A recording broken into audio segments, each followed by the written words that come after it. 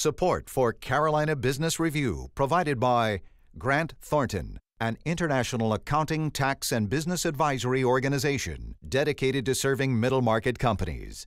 Grant Thornton, a passion for the business of accounting. Novant Health is a not-for-profit group of hospitals and medical clinics caring for surrounding communities. Their nurses, physicians, and staff are nationally recognized for their remarkable devotion to patient care. And by Sonoco, a global manufacturer of consumer and industrial packaging products and provider of packaging services with more than 300 operations in 35 countries. Much of the public sentiment these days seems to be swinging wildly between uncertainty and just plain dread. If there are a substantial number of economists that say fundamentally the economy really hasn't changed direction these last 2 years, then why do we feel so aimless and so commercially vulnerable? Well, welcome back and thanks for supporting CBR, the most widely watched source for Carolina business and public policy. In dialogue after dialogue, the dearth of trust in public leadership seems to be at the center of some of this insecurity. Can this lack of confidence be the main reason for our business diffidence? Also, given that challenge, where do we focus our public efforts that will pay the right dividends later? Joining us again later on the program, North Carolina Lieutenant Governor Walter Dalton. Major funding also by the Duke Endowment, a private foundation in Charlotte, enriching communities in the Carolinas through higher education, healthcare, rural churches, and children's services. And by Blue Cross and Blue Shield of North Carolina, who's responsible for rising healthcare costs. Join Blue Cross and Blue Shield of North Carolina and many others in a candid discussion at letstalkcost.com. This edition of Carolina Business Review was recorded September 23, 2011. On this week's program, Mayor Randolph Voller of Pittsboro, North Carolina, John Warner, founder and CEO of InnoVenture LLC, and special guest, Lieutenant Governor Walter Dalton of North Carolina. Now, Chris William. Hello, welcome to our program. Mayor, John, good to have you both here. Thank you for having us. Good to be here. Mayor Voller, let's start with you. You know a little bit about not just municipal politics and being in the business of being the CEO of a municipality, but been involved with some statewide boards, and you understand the transportation and the logistics.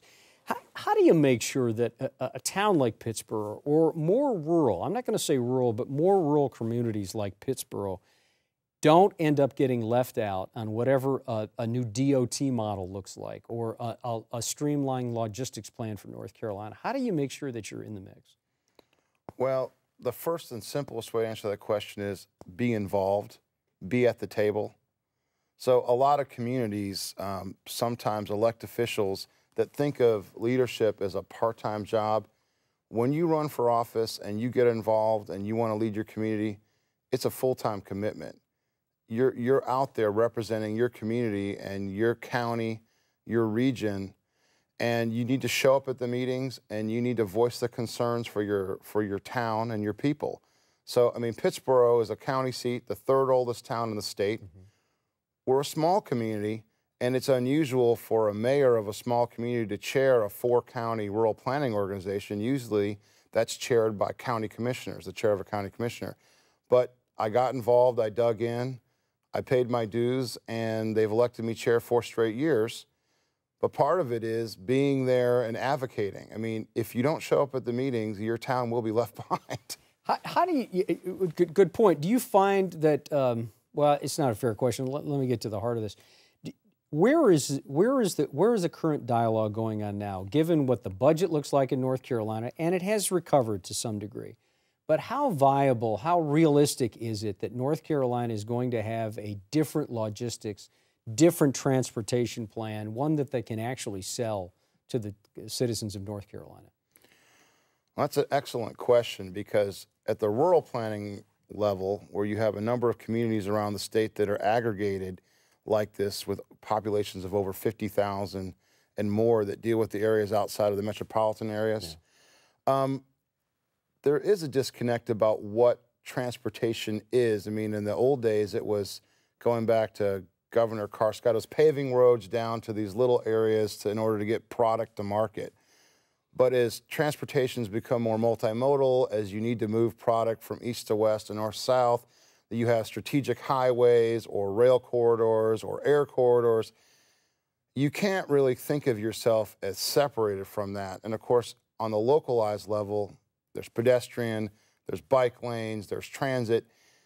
In order to be part of the 21st century economy and going forward to the 22nd century, we've got to realize that in these little rural areas, we've got to tie in. And I've actually argued or advocated with leadership in DOT, including talking to Secretary Conti, that broadband, you're moving electrons as a form of transportation, and that our corridors should plan for getting broadband in there so that we don't have as many cars on the road, or we can handle the future traffic. Because to me, transportation is about moving people, product, and ideas. You know, that's interesting, John. You know a little something about technology. Is, you know, the way the mayor puts it, can broadband be categorized as a transportation need, and how does that tie into what you're working on? Yeah, I think exactly. I mean, he's spot on that broadband is a part of the infrastructure of the 21st century. You can't plug into the global economy unless you can connect that way. We were talking earlier about Michael Porter coming to South Carolina yesterday, and one of the things he talked about is the way you raise per capita income, you have to become more productive, so you have to dig deeper into industries. Well, as you begin to specialize, then you need to be able to connect with people outside that do things you don't. And he talked about how the clusters that were the most productive were the ones that had the most overlap. So you make cars, you also make robots, you also make production equipment. So it's all about the connectivity of organizations, of cities and communities, and more broadly to the world. So if you look in our general area at some industry clusters that are going through change, where we have an opportunity, I think, to be a leader in the world, one of those we've settled on is mobility. So all the way from motorsports up in Charlotte and the wind tunnel that's being built there to BMW and Michelin and the Clemson University International Center for Automotive Research. And the Bridgestone $1.2 billion investment, that is no small investment. Right, absolutely. And so there are people who get up every day, go to work, and are among the best in the world at what they do, and we need to focus on those. We need to connect them together with the infrastructure and the broadband. And we need to appreciate that this is regional. One of the interesting things about yesterday is you have a group of people from South Carolina in the room. And one of the things Michael Porter said is you've got to appreciate that the commercial capital of the Carolinas is in Charlotte, you know, and so we need to rally around this region where we can all be successful together. That's a jump point I'd like to say. When you look at trends in America demographically, we're going toward these super regions. So when you look at the Carolinas, it's Atlanta, basically the 85 corridor from Research Triangle Park to Atlanta. And if you see the ring drawn around it, or it's kind of oblong, it doesn't differentiate between what we would think of as rural and urban. In fact, it looks at a 50 to 100 year trend out where it's all somewhat urbanized. So if people don't have broadband 10 and 15 miles off this corridor, they're living on what I call an information dirt road.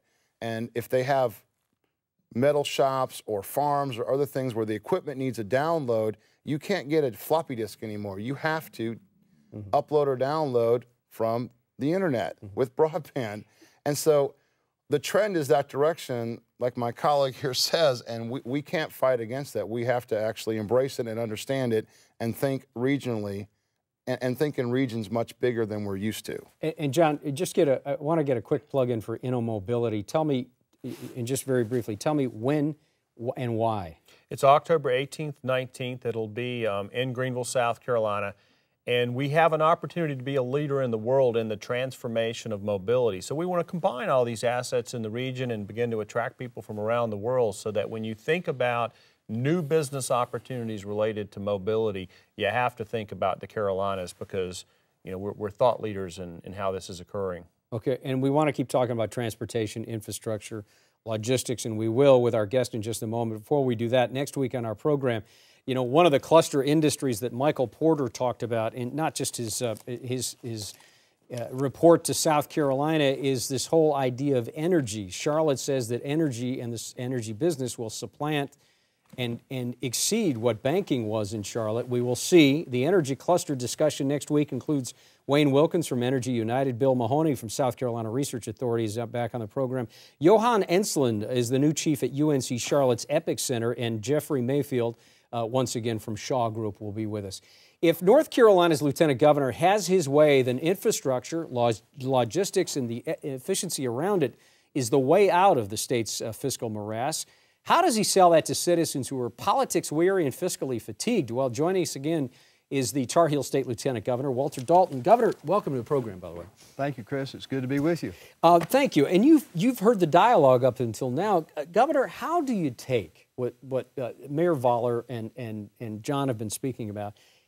All good points, and we sit here and we all agree, but how do you sell that to folks that are thinking, okay, is this going to be another expense? How do we put that in the budget? How do you sell that program? How do you fund that program, and what's the end product? Well, I think you deal with solid facts. You're honest with the people. You let the people know that you're listening to the people. You're willing to work with them on solutions. I chair the logistics task force, and we have traveled the state. I wanted to do that because I wanted the people to know this is not Raleigh-centric. We want to hear what you have to say. You also give them that optimism with solid facts. You talked about the region from Raleigh to Atlanta. There has been a world study that says there are 40 hot spots in the world today. That ranks number 8. And actually the leg from Charlotte to Atlanta is already being called Charlanta by a lot of people. So that's going to be an economic hotspot. North Carolina is well situated for logistics, being in the middle of the eastern seaboard. Within 2 days' travel, a truck from North Carolina can hit 75% of the United States population. So when you see that potential, you know that we can thrive if we don't get too clogged, because time is money for business. So we have to look at our transportation infrastructure. We have to prioritize. We have to look at public-private partnerships and different ways of funding things. So that's what this study has been all about. And I agree with the regionalization approach, talking about from Raleigh to Atlanta, and also in North Carolina. We have already regionalized the state, and that is a good way, I think, to organize some of the things that we would like to do. How do you carve the money out of the budget to do this larger plan? Well, you have to look at innovative ways. We have done some public-private partnerships in Charlotte. In fact, one of the roads being built has private participation. The Secretary just came forward, and we are accelerating loops around about 6 of the cities by using Garvey bonds, which is in anticipation of the federal revenues coming in, but it will accelerate our ability to build these loops around our larger cities. One thing we've talked about in the logistics task force is creating logistics villages or inland ports. That had been recommended by a study a few years ago. And if you look back in history, Randy mentioned Carr Scott. If you go back before Carr Scott, you had Cameron Morrison. And Governor Morrison was known as the Good Roads Governor. His vision was that every county seat should have a hard surface road so you could get goods from farm to market. Well, today, that's from farm or the backyard or the factory to the world. We sell to the world. So how do you capture that type of vision and impact the whole state and help the rural areas that you were talking about? So we went to the 7 economic development regions in North Carolina, and we are studying as to whether it would be economically feasible to do a logistics village, one in each one of the 7 regions. That would have manufacturing, distribution, warehousing, foreign trade zone, import-export expertise. We would have good rail to it. We would have good highways to it. It would be near an airport, hopefully a 7,000-foot airport that CEOs could fly in and out. It should be perhaps owned, we're still discussing this, perhaps owned not by any one county, but by the region itself, so everyone can benefit from that. We have a format in the Carr-Tar region where 4 counties came together to share Tier 1 incentives, so that if a Tier 3 county got a business, they would share that revenue with the Tier 1s in that 4-county collaboration. So I think you have to look at ways to work together, to engage in public-private partnerships. You look at your income streams and see how you can best use those. North Carolina has always been a donor state too. We pay more road dollars to the federal government than we get back. And we always want to encourage our federal delegation. It's not a partisan issue. They need to be working hard to get our dollars back to North Carolina. Mayor, do you have a comment, question? I did have different comments on it. I think in one aspect, we need to reimagine what we can do and what we have done. For instance, a couple of the initiatives we've been kicking around and talking to people about is one, trying to reimagine how the North Carolina pension fund works, and can the pension fund be reconfigured to invest in the Southeast, in North Carolina. Currently, you know, based by legislative mandate, the Treasurer Janet Cowell, you know, manages the fund a certain way. But when I talk to our policemen, firemen, teachers, and ask them, would you like your dollars to be invested in the pension that you fund in businesses in the Southeast or North Carolina, or would you like it to go around the world? A lot of them would like to see some of their money invested here, but it requires us to be a little more open-minded and less rigid in how we manage the money. I mean, well, and that's a good question. How does Janet Cowell, the treasurer of the state, how does she factor in with her fiduciary duty to protect those aspects, but still, to use your term, to think about it differently, be more creative? Well, you have to protect that fiduciary duty, and the state employees, I'm not sure how they would feel about that in North Carolina. The treasurer has been given more flexibility than she has in the past, and she has pretty much the same flexibility that a charitable trust would have to do more venture capital for, you know, innovation and new companies. That's where she has looked so far, and that can be in transportation. Alabama obviously did something like that with, you keep hearing about the Robert Trent Jones Golf Trail. That was their retirement money that was invested in the development of those golf courses, in the development of hotel venues throughout Alabama, and they're advertising it. That evidently has been a good investment for them. So, but Alabama also had U.S. Airways that they tried to chase down and get some of that original back. Right. So, you know, that money is there. If the state employees believe that truly would be a good investment of their money, then I think the treasurer perhaps would embrace that. But I'm not sure if that's going to be as easy as the mayor has said. I'm not sure that they really want to get that speculative. John, question? I think all of us here agree that regionalism is important and we need to work together more closely. And I work a lot with businesses, and you know, BMW doesn't really care whether the supplier's in Western North Carolina or South Carolina. They don't really care whether the employee lives there or not. So the businesses I work with don't have the concern about the political geography. Politicians get elected by places. You know, you're elected by a geography, you're elected by a geography, and so who seems to chafe the most are political leaders. How can we overcome that inherent, you know, need to get elected by a constituency, and to help us see that working together is how we get to be more successful globally? Let me answer it two ways. First of all, I fully understand what you were talking about. When I'm on the North Carolina Economic Development Board, and was when I was in the North Carolina Senate, and they showed a map of the economic engines in North Carolina. And I said that you've got your map wrong. And they said, what do you mean? I think they were somewhat offended. I said, you don't show Greenville-Spartanburg. I live in Rutherford, North Carolina. It's 30 miles away from that. I'm much closer to the BMW plant than a lot of other places in South Carolina. And I said, you don't have Norfolk, Virginia on there, which is the driver for Senator Basnight. So I understand what you're talking about.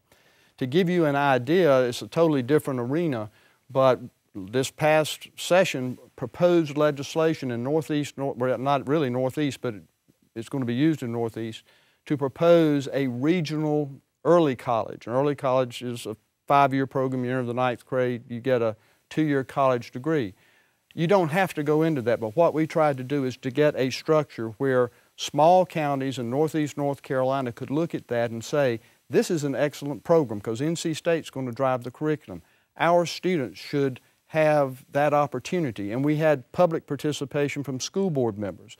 So you're not consolidating those school board members. But if you think this is a good thing, then doesn't it make sense that we can work together? So my answer to that is it has to be a two-way street. If both sides can benefit from it, and they can, then we should find a way that we can come together and work together. It's easily said, it's not easily done, because you do have the political lines drawn. I can promise you I don't think South Carolina Department of Commerce has recruited one job for North Carolina. And by the same token, I don't think our Department of Commerce recruits for South Carolina. But that's not to say that we can't find ways that we can work together and perhaps both benefit and do it in the future. Well, and I think the paradigm of economic development needs to evolve beyond industrial recruitment, because you're right. When we're going to recruit a plant, it's a zero-sum game. It goes in South Carolina, it goes in North Carolina, it goes in some part of North Carolina. But when you start talking about the depth of talent, the depth of innovation assets, the amount of research that's going on, all of a sudden, to the rest of the world, we all live in the same place. And so when they start to see the Carolinas as a place where people are among the best in the world at what they do, and then we start to pull together. And you talked about people in North Carolina getting together and talking. I think we need to do that more regionally too. So to me, a part of it is people work with people they know. So we need to create more opportunities for political leadership to get to know one another. I fully agree, and I would recommend a good book to you. It's Without Hesitation by General Hugh Shelton, who was head of the Joint Chiefs. And he talked about those personal relationships when he was head of the Joint Chiefs, and the fact that he knew certain people around the world, that personal relationship meant all the difference in the world. So I would welcome those opportunities. In fact, as a chair of the Logistics Task Force, have been to Virginia and some other places, but look forward to getting to South Carolina too, because there are things I think that we can do that would benefit both of us and would be a win-win situation. Mayor, question? Well, I agree with the Lieutenant Governor, and I also agree with my friend over here that we have to be working beyond our localities. It makes perfect sense, and I've always been opposed to the industrial recruitment incentives sitting on our Economic Development Board and working with the state. It is a zero-sum game, and I think it would be better if we were working together as opposed. How do you do that, though? You know, the first person that sticks his head up gets shot off. So, I mean, is it political courage? Is it finding a creative way that hasn't been used yet? I'll tell you how we did it on the RPO. The RPO, you're sitting down and you've got now certain what's the RPO? Tell rural us planning organizations, and this is working with the DOT, and I think our Lieutenant Governor was in the Senate when in 98 or 99 when the legislation was authorized that created these entities to work with DOT and to make sure that rural areas were served with transportation because you had these growing metropolitan areas. So you typically have elected officials, planners, county managers, county chairs, mayors from these regions. So in ours, it's Orange, Chatham, Lee, and Moore. Pretty diverse politically, you know, across the map from all the way from Chapel Hill down to the Sandhills and into Pinehurst and Southern Pines. So you're going from blue to red, so to speak. Now, you can come in there and people are going to say, I want mine. I'm very concerned with my road networks. I want to make sure people can get to the U.S. Open. You know, I want the roads leading to Pinehurst. I want the roads going to Southern Pines or Sanford or so forth and so on. And when I first came in and became chair, I said, well, when my roads leave Pittsboro and Chatham County, they go to your roads. So what good is it for me to push to get as much funding on my roads if I'm going to go to lower quality roads or roads that need repair going to you? Because people in Chatham County do business with people in Lee and Moore County and Randolph County. I said, so I went and said, I'll take my interest behind yours. We'll work together. And actually, it made us have a very collegial relationship. And over the 6 years, we've gotten a lot of funding and things done. And we have about a minute left. What thoughts on that? Well, I was going to point to one example with the Virginia ports. We met with them and talked about a logistics village. Well, actually, it works better for a logistics village in northeast North Carolina to service the Norfolk port. And how does Tom Eager and the North Carolina ports feel about that? Well, I don't think they're totally objectionable to that because the commerce was going that way anyway. But since that conversation, Tanglewood Park up there, a 3,000-acre park, has been purchased privately. And I think we'll have a public-private relationship with them to improve the infrastructure to get onto the Norfolk port. That's going to give jobs to our people in North Carolina, and it's a way I think the two entities can work together. Governor, that's the last word. Thank you for ending it there. Thanks for being on the program. As always, we're going to have to keep this dialogue going. So thank you. Please come back. Thank you. Nice to see you, John. Thanks for being on the program. Good to have you back. Thanks for having me. Mayor, thanks for driving in. Nice to have you here. Thank you for having us on the program. You bet. I'm Chris William. We hope all your business is good and that you have a good weekend too. Good night.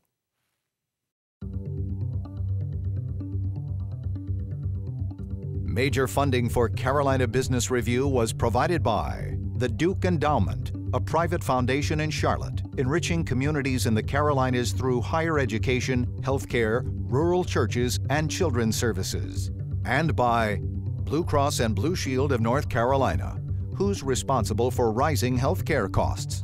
Join Blue Cross and Blue Shield of North Carolina and many others in a candid discussion at letstalkcost.com. Grant Thornton, an international accounting, tax, and business advisory organization dedicated to serving middle-market companies. Grant Thornton, a passion for the business of accounting. Novant Health is a not-for-profit group of hospitals and medical clinics caring for surrounding communities. Their nurses, physicians, and staff are nationally recognized for their remarkable devotion to patient care. And by Sonoco, a global manufacturer of consumer and industrial packaging products and provider of packaging services with more than 300 operations in 35 countries. And by viewers like you. Thank you. Promotional consideration provided by Business North Carolina Magazine. For more information, visit carolinabusinessreview.com.